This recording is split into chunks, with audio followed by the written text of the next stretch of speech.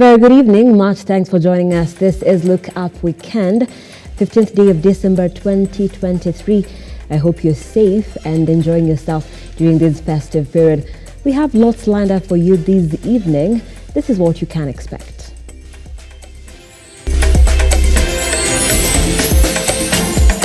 Tonight on Look Up Weekend. Watu wameenda kotini ati kujaribu kusimamisha. Mimi nawauliza, wewe unaenda kusimamisha kwa sababu uko na uwezo ya kulipa 40,000. President William Ruto defends the housing project, castigating those using the courts to block it.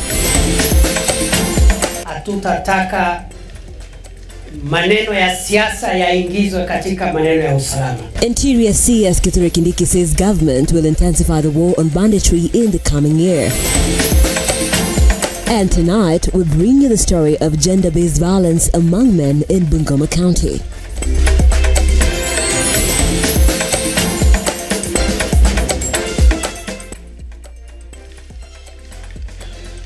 Once more, welcome to the broadcast. I am Nancy Nalima.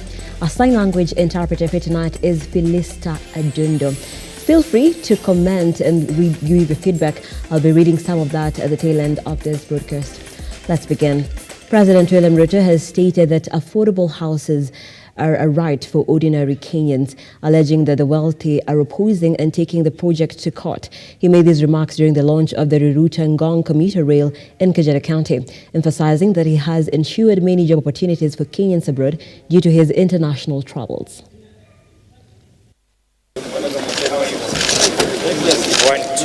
As the debate on the affordable housing continues to take center stage, President William Ruto has come out to defend his move to tax Kenyans in order to realize their agenda. The head of state said he will not hesitate to do anything to ensure the success of the affordable housing project. Ruto has called out Kenyans heading to court to block the implementation of the project. Katika pale kujenga nyumba tunapata ajira ya vijana.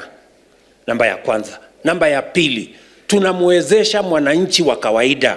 Mama mboga, yule mtu wa bodaboda ataweza kulipa shilingi 3,000, 4,000 kwa nyumba hapa, na baadaye hiyo nyumba ikuwe yake.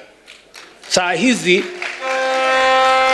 mwananchi wa kawaida, saa hizi ile nyumba rahisi sana Kenya ni ulipe shilingi 40,000. Watu wangapi wanaweza kulipa 40,000 hapa? Si ni watu wachache? So ndio tumesema affordable housing, social housing is a right to the ordinary people of the Republic of Kenya. Na ndio unaona mimi nasukumana, watu wameenda kotini ati kujaribu kusimamisha. Mimi nawauliza, wewe unaenda kusimamisha kwa sababu uko na uwezo ya kulipa 40,000. Huyo mama mboga na bodaboda wenye hawawezi kulipa 40,000 kwenda mbele, hii mradi ambaye itampatia nyumba yenye itawezana na mfuko yake, wewe unataka kuzuia kwa sababu gani? Hii Kenya si ya watu matajiri peke yao. Hii Kenya ni ya Wakenya wote bwana. The president added that all Kenyans, including the poor, have the right to afford homes, and it is his responsibility as the leader of the country to ensure equality in all social classes. Wewe unaenda kusimamisha kwa sababu uko na uwezo ya kulipa 40,000.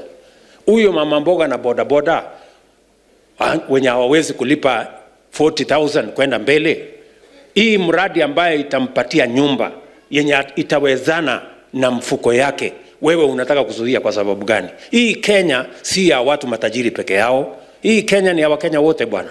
Hata wale wa chini wako na haki katika hii Kenya. Ama namna gani?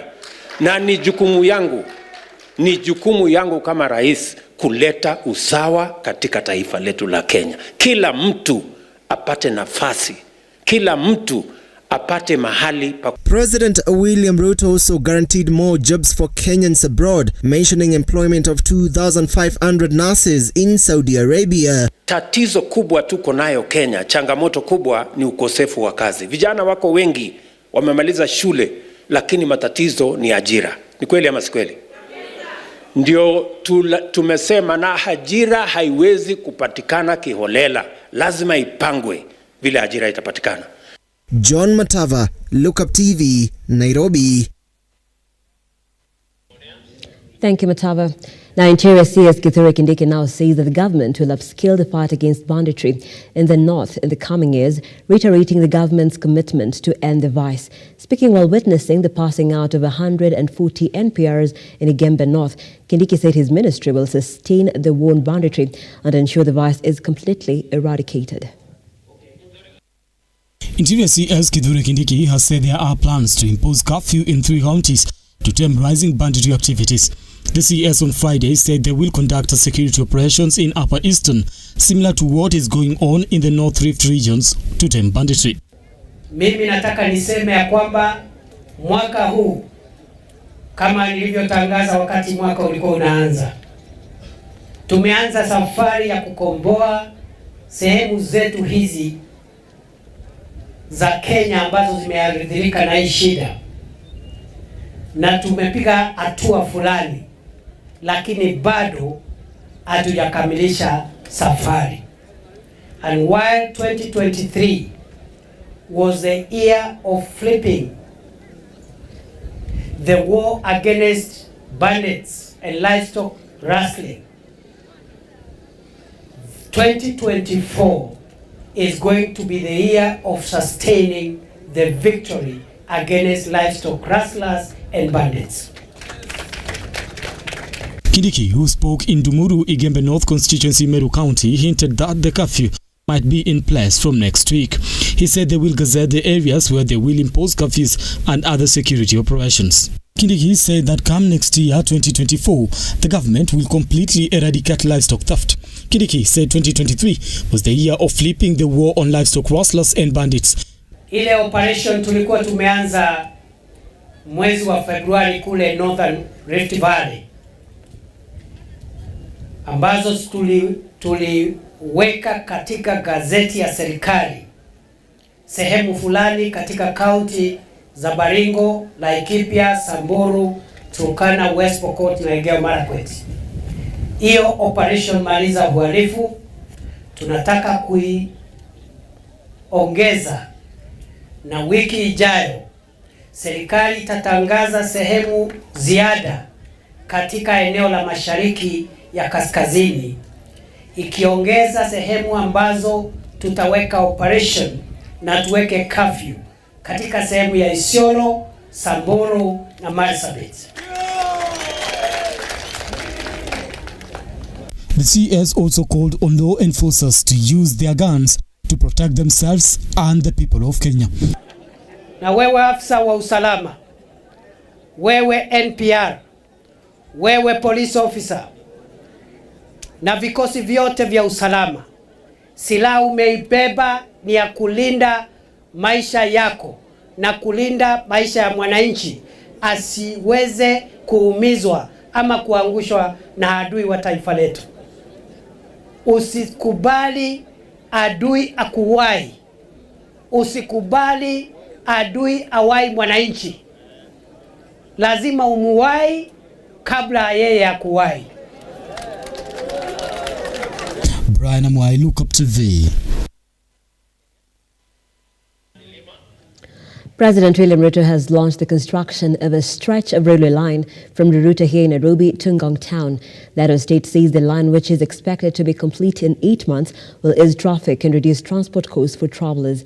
He has assured the entire nation his government is committed to revitalizing infrastructure to spur economic growth. Hii reli ni ya muhimu kwa sababu tunataka kupunguza gharama ya usafiri. Katika kupunguza gharama ya maisha, tunapunguza gharama ya chakula, tunapunguza gharama ya usafiri, tunapunguza gharama ya rent, ndio tuhakikisha kwamba overall tumehakikisha kwamba tunapanga vile gharama ya maisha inakuja chini. Ile nauli mnalipa kwenda Karen, kwenda town itapunguzwa by 50% na hii reli. Na ndio sababu leo tumekuja hapa kuianzisha. Na nimeambia waziri na watu yake ya kwamba hii reli ikamilike ndani ya miezi 8. Iwe imekamilika. Na vile vile nimewaamurisha watafute wagons ili reli ikiwa tayari wananchi waingie waweze kwenda kusafiri. Tumesema tunaweka station hapo Karen, tunaweka station hapa Bulbul, tunaweka station nyingine kule Riruta, ndio wananchi waweze kutumia hiyo reli. Na vile vile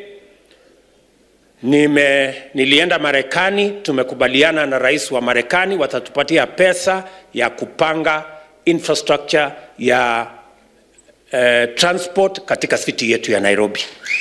Tayari wametupatia pesa bilioni 9 ya kupanga hiyo kazi.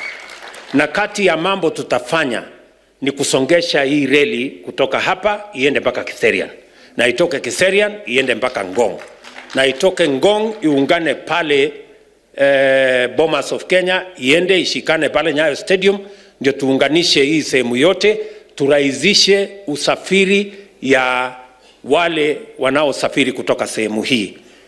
Hii reli itasafirisha watu 10,000 kila siku. Iko na hiyo uwezo ya kusafirisha 10,000 people every day from this region. So tutapunguza msongamano ya barabara ya kule barabarani, na tutahakikisha kwamba tunapunguza gharama ya usafiri. So hiyo kazi tutashirikiana, tutapanga pamoja, na tutahakikisha kwamba Kenya inasonga mbele. Away from that, Prime Cabinet Secretary Musalia Mudavadi has expressed the need for China and Kenya to work hard and utilize every opportunity to take the strategic partnership to higher levels. Mudavadi, who is also the Cabinet Secretary for Foreign and Diaspora Affairs, said for the two countries to achieve their desired goals, they need to embrace integrity-based cooperation and green development that meets the demands of the current generation while securing a sustainable future.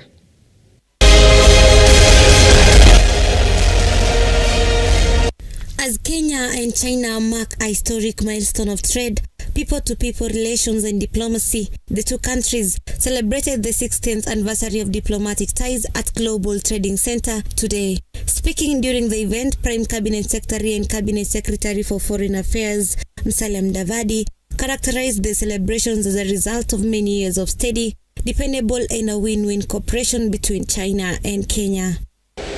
Since the establishment of diplomatic relations between our two nations, our relationship has grown by leaps and bounds, and I have no doubt that it will continue to advance through shared prosperity and mutual understanding. Kenya applauds China for its transformative initiatives in Kenya and Africa, whose socio-economic impact have been far-reaching. His Excellency According to Mudavadi, Kenya applauds China for its transformative initiatives, which has brought about social economic impacts, adding that successful governments from both sides have nurtured warm relations, resulting in accelerated development in Kenya. China is Kenya's largest trading partner, largest source of country of contracted companies, and one of the most important sources of employment for Kenyans, accounting for up to 50,000 Kenyans hired by the 400 Chinese firms doing business in the country across various sectors. Mudavadi's statement was echoed by China Ambassador Representative in Kenya, who assured Kenyans government will continue to support the country, especially in the development projects. China is committed to forging a more comprehensive partnership with Kenya. China supports Kenya's independent exploration of its own path of modernization in line with the country's actual situation. China stands ready to work with Kenya to put into action the Global Development Initiative, the Global Security Initiative. Mavin Getembe, Lookuptv, Nairobi. Cheers to the 60th year of this amazing collaboration. Thank you. We take a fast break here on Lookuptv Wikend. So much more on the other side, including a lot of sporting action. Don't go too far.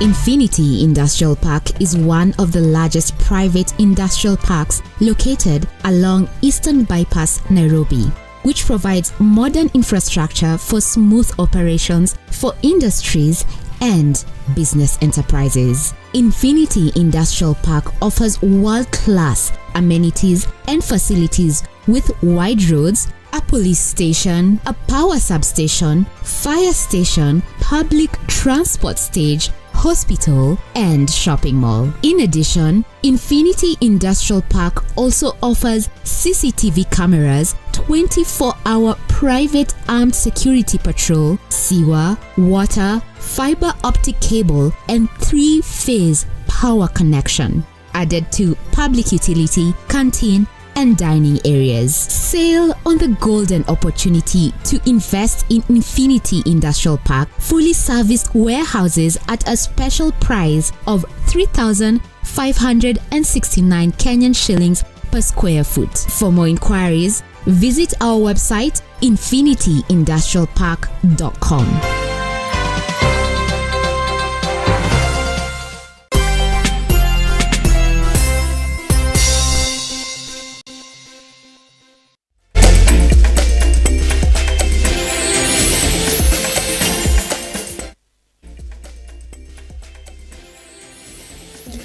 Welcome back. Thank you so much for staying with Look Up Weekend.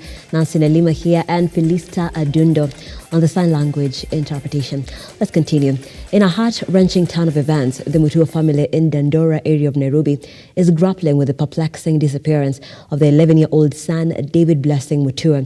This marks the second time Blessing has gone missing, with the first incident occurring last year on April 14th, only to be found 3 months later at the Kwetu home of Peace Orphanage in Upper Hill, Nairobi. Faith Charles now reports.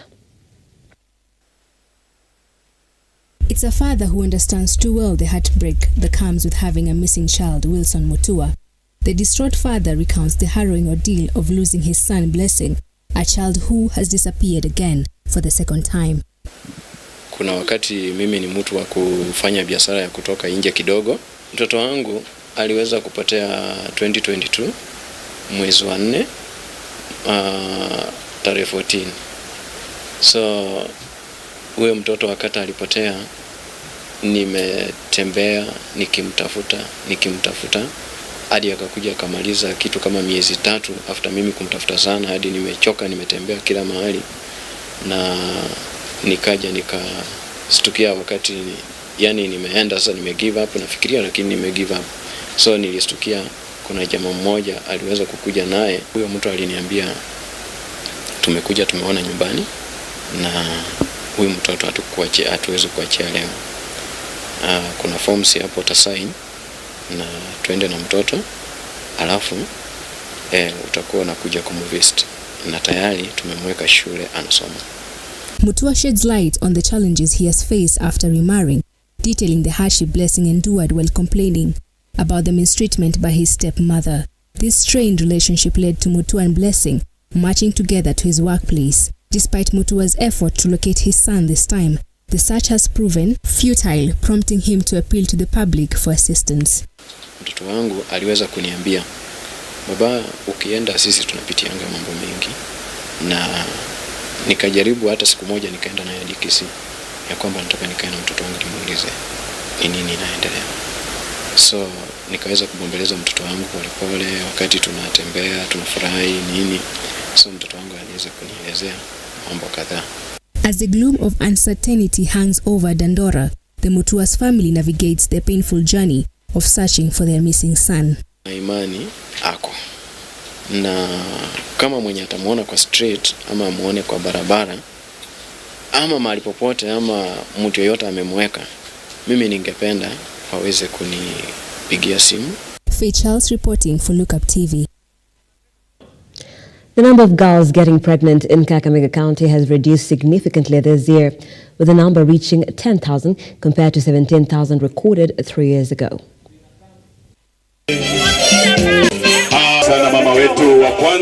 The fight against teenage pregnancy seemed to be bearing fruits in Kakamega County. This is after it was revealed that the number of teens getting pregnant has greatly reduced this year. The spouse to Kakamega Governor Fernandez Barasa now says that many young girls who have got pregnant have been forced to stay at home due to lack of financial support for their studies. When I was campaigning, nikitafutia governor kiti, niliona wasichana wengi wamebeba watoto na wengine walikuwa wajawazito. So it gave me the motivation to do something about it. And that's why on 28th January this year, we launched the program, A Helping Hand to Teen Mothers. So my program is aimed at helping the teen mothers go back to school, achieve their career. But I'm not encouraging any girl to get pregnant. Mtoto aende shule juu amepata mimba. Nikasema jamani, sasa nitafanya aje mtoto? Lakini Mungu hakuniacha. Akachukua mtoto. Sasa naona mtoto anaendelea na mama vile alimlipia. Naona mtoto anaimprove kidogo, lakini sasa nataka atie bidii. Na tunamwombea Mungu. Nimetoka mbali kupitia yeye. Bila yeye singekuwa hapa. Nataka tukumshukuru, Mungu amlinde, na wenye mko hapa pia muombe, mtie nguvu. Organizations in the county have come together to champion for education for the girl child, seeing the girls live to their potential as far as education is concerned. And upon myself to ensure that we bring these numbers to a minimal level, because we want to have a community where all our girls have gone to school and they have achieved what they want to achieve in life. We know that Prof has spoken, and Prof is my colleague at the university. Teen pregnancy has been fronted as one of the causes leading to girls missing out of education opportunities. Catherine Saina, Lookuptv. When we talk about gender-based violence, many people tend to think that only women are the ones on the receiving end. But men also have been affected, but they are too afraid to report the cases or even admit to it. We had a one-on-one conversation with a student in Bungoma County who was sexually assaulted by a 30-year-old man, Abi Kadengi, with more. It is a sad situation in one village in Bungoma County. A student was raped and assaulted by a man 30 years of age as he was searching for medicine for his mother after the illness she had been suffering for 7 years became unbearable. Nilifanyiwa hiyo unyama na nikajifunza lesson ndani, na ningependa pia mtu yote anasikia story yangu ajifunze pia kutokana na situation yangu. We had a one-on-one conversation with the student. He narrates the events of that fateful day as tears streamed down his cheeks. He adds that this happened because he could not get 500 shillings to buy medicine for his mother who was operated on a spinal cord. I think it was March after nimetoka shule. Nikapata mama alikuwa amezidiwa. Nakumbuka hiyo siku pia my brother pia alikuwa mgonjwa sana. So nikaamua kwenda town kutafuta wenza, nikapata dawa, nikapata rafiki yangu mwenye akaniambia niende kwa mkoa yake atanisaidia. Bungoma County has been named as one of the leading counties with gender-based violence cases, not only on women but also men. Kufika huko hivyo nikapata huyo alifungwa mlango, alikuwa na watch pornographic of the same gender. After that akaamua kunilazimisha, akanipiga kidogo ndio ni respond.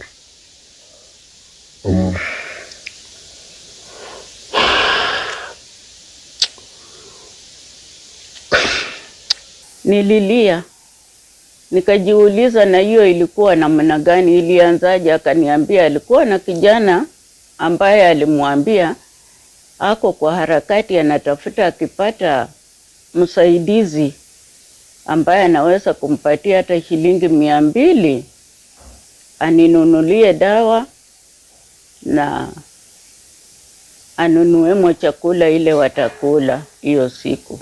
These cases have been on the rise lately, with 3 cases in court awaiting hearing, the county's children rights activist narrates. Sasa kuna emerging issues kama hii sodomy. Too much of focus. Sisi kama shirika wengi tumefocus so much on culture, mambo ya teenage pregnancy, which is still on the increase. Lakini tumesahau mambo mengine kama sodomy na boy child. Na pia mikakati ama mipango katika serikali zetu kuu na serikali ya county pia sijakuwa katika ule mstari wa mbele kuweza kusaidia katika mambo ya kupunguza haya. I'm still sick. Sometimes nashindwa kutembea, ili affect my testes. Alafu nashindwa kutembea, nikianza kuumwa inabidi nimekaa tu on one place. nikae uchivo so that the pain is reduced. And then every time nikiwa emotional nikikumbuka the incident ama nione kitu tu yote mbaya naanza kuconvulse mpaka niekewe oxygen. Tungekuwa kama wale wengine wenye wanajiweza kimaisha, singewahi happening. So I'm brave enough to say that. The question still remains, what has the government done to put an end to these cases? It cannot be stopped by anybody else. It can only be stopped by us. It is a shame that I preside over a county that is leading in gender violence. And we want that money to be used here in Bungoma to end gender-based violence and female genital mutilation. Ebi Kadenye, Lookuptv. That story by Ebi Kadenye takes us to a very second break here on the program. Don't go too far.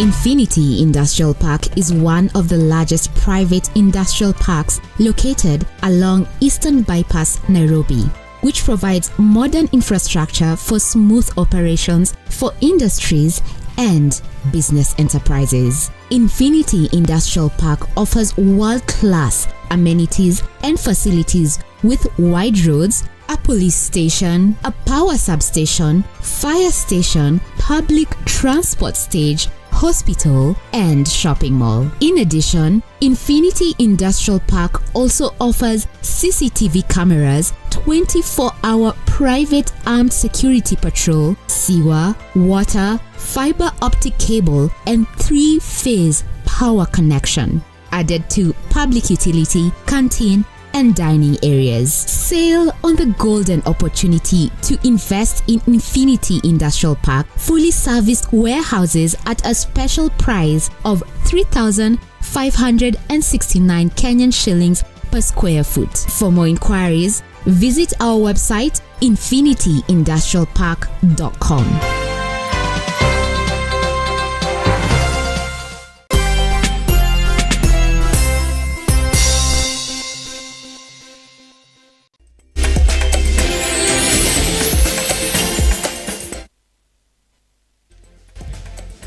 Welcome back. Thank you so much for staying with us.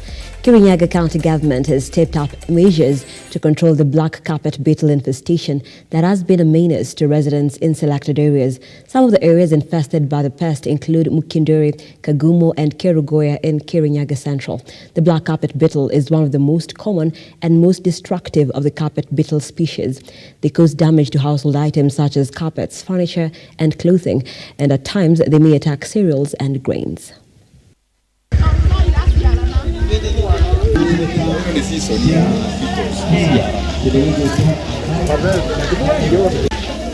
Na tumesumbuka sana hata kwa biashara, tumefunga, hatufanyi kazi. Hizo wadudu wanakuja wanatusumbua sana. Kwanza masaa ya jioni, saa ile hii mlikamwisi nafunguliwa, sisi hatuwezi fanya biashara sababu customer hata wanaogopa kwa sababu ya kusumbuliwa na wadudu. Kwa hivyo tunashukuru sana sababu county government wamesaidia, tulipiga hii report, wamekuja na wametusaidia sana. Kwa hivyo tumewashukuru county government yote ya Kirinyaga, tumeshukuru sana na wametuahidi. We are here at Kirinyaga Central, specifically at Mukindori, and we have come here because of one issue that has come up as a problem in the community, and that is a certain type of a beetle that has disturbed the community. And this beetle has come up in big numbers, especially where there are floodlights, especially in Kerugoya town and also Mukindori. And I want to thank the community because they reported this case or this issue 2 weeks ago, and we have been able to respond to the call or to the district call, and we have been able to do the spraying that we have already done. These particular beetles are not affecting the population health-wise, but of course as an eyesore and also disturbing them within their businesses, and therefore we have been able to reduce their numbers in terms of the spraying that we have done in these 2 weeks. What I want to tell the community is that anytime there is an issue, they should be able to call, just like they did to the Department of Health, and we are able, in collaboration with sub-county admin, we have Gasheru around, and we have also our public health officers and also the community health promoter.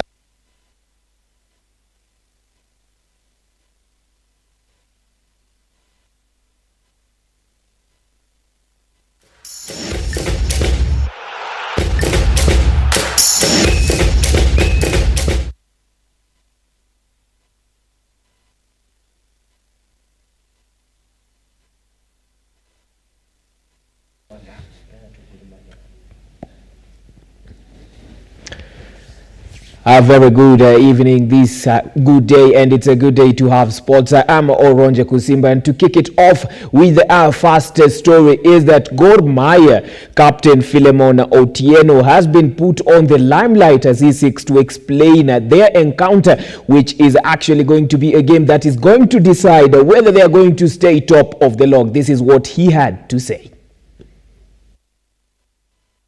This week, and we are ready to go on Sunday. The league is taking shape, and as a captain, we, on behalf of the players, we have to give it all and make sure we get the maximum points, because we are almost winding up the first leg. What I will say is that the league it's a marathon. Mm-hmm. And we, as players, we will do all we can to make sure that we get maximum points over the weekend.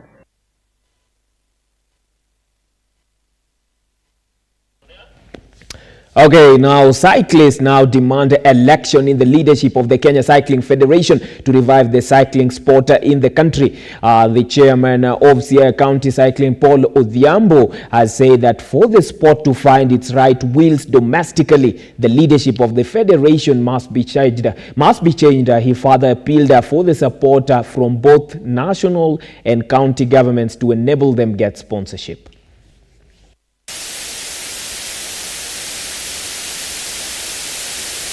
Naomba serikali yamesimamia sport Ababu na Mwamba, angalia mambo ya cycling, afanye uchaguzi tafadhali. Bado tunataka tu new year, kwa maana ndio miaka mpya mzuri kabisa. Tuanze hii new year wa sponsor sisi. Tunaomba tu Orengo, James Orengo na county commissioner ya Siaya, ndio president yetu ya Siaya, wa sponsor sisi, sport aendelee mbele.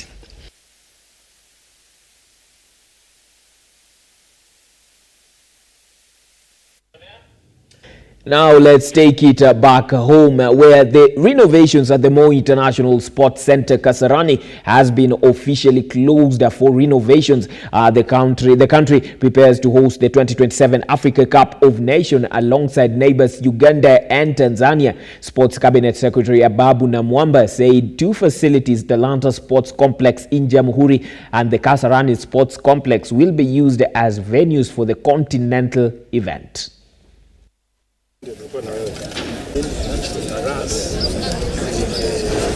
All activities of any nature, sporting activities, any other activities, subsidiary activities, will not be allowed in this area. It will be closed to all activities.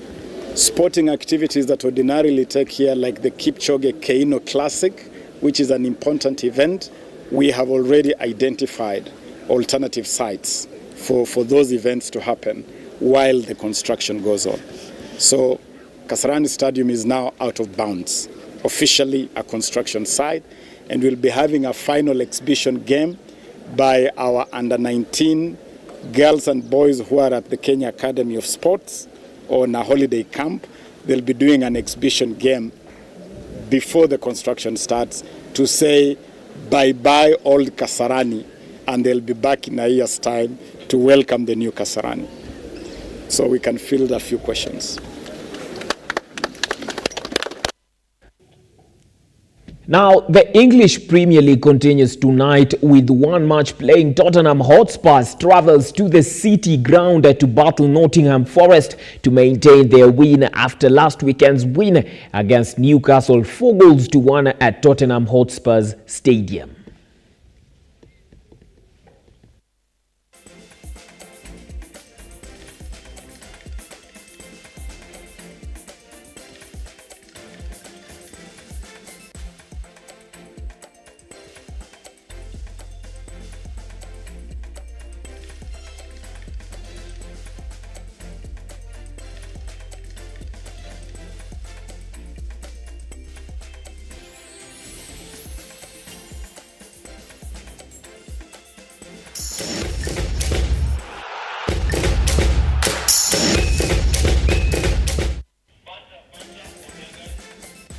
Right, and we come to the end of the broadcast this evening, and coming also at a day when we've just had our end of year party right here on Lookuptv. What's your feeling?